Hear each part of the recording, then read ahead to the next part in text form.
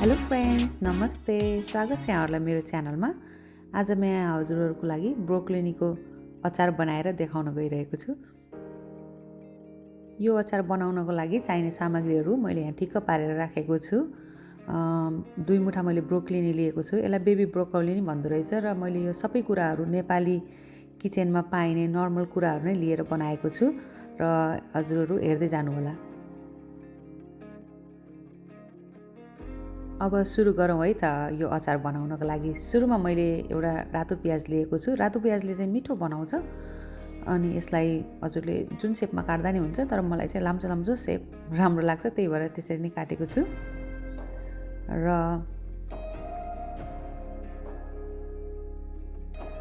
त्यसपछि मैले 2टा आलु लिएको छु। हजुरहरूले सिङले उसिन्न नि सक्नुहुन्छ, तर मलाई इजीको लागि थोरैजनालाई बनाउँदाखेरि चाहिँ म यसलाई पिल गरेरै अनि डाइस गरेर उसिन्छु। हजुरले आफ्नो मन लागेको सेपमा यसलाई काट्न सक्नुहुन्छ।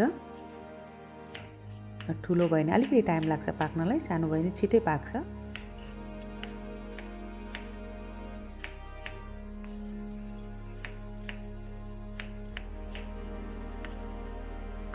अब यसै गरी म ब्रोकोलीलाई पनि काट्न गइरहेको छु।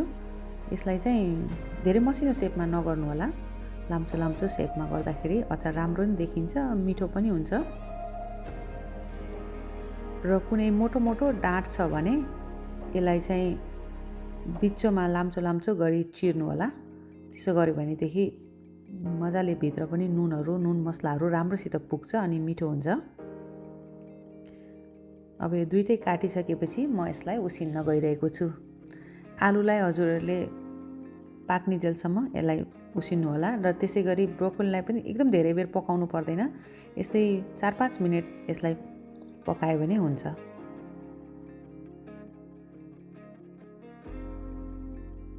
अन्त अब हाम्रो यो ब्रोकोली र आलु उसिनेर लगभग रेडी भइसकेको छ।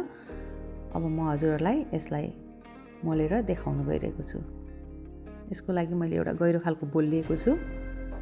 अब यसमा उसिनेको आलु, बेबी ब्रोकोली त्यसलाई हाल्ने र मैले रातो प्याज पनि हाल्ने।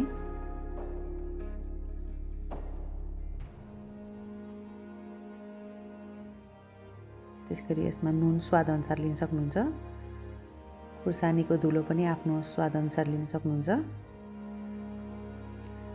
कागतीको रस।